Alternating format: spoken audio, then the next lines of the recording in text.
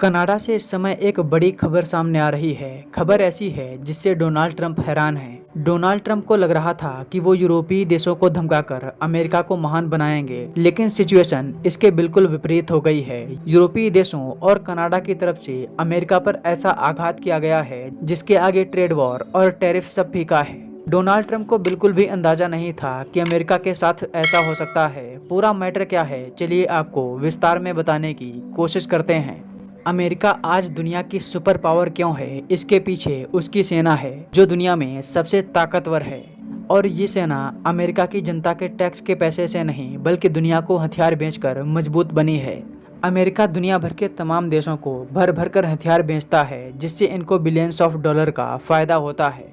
और ये हथियार लेता कौन है, वो है कनाडा और यूरोपीय जैसे देश जो आर्थिक रूप से मजबूत हैं। कभी कभार पाकिस्तान भी अमेरिका से ये हथियार खरीद लेता है। अमेरिका के हथियार बेहद महंगे होते हैं, इसलिए अफ्रीकी देश या फिर कोई कमजोर देश इन्हें खरीद नहीं पाता और वो चीन के हथियारों में रुचि दिखाते हैं। अमेरिका जिस यूरोप और कनाडा को अपने हथियारों को बेचता था, वहाँ अब अमेरिका के हथियारों का जबरदस्त बाइकआउट चल रहा है।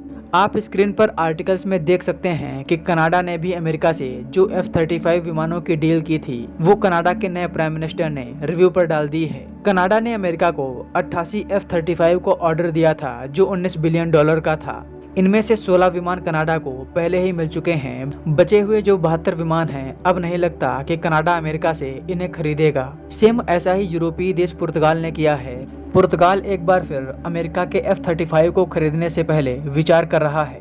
अभी कुछ दिन पहले जर्मनी ने भी अमेरिका के F-35 को लेकर एक बड़ा खुलासा किया था। जर्मनी ने कहा था कि अमेरिका जिस भी देश को ये विमान देता है उसमें एक किल स्विच होता है। अमेरिका जब चाहे इन विमानों को यूजलेस बना सकता है। भारत भी अमेरिका से F-35 लेने पर विचार कर रहा था, लेकिन अब नहीं लगता कि भारत अमेरिका के साथ ये डील करेगा।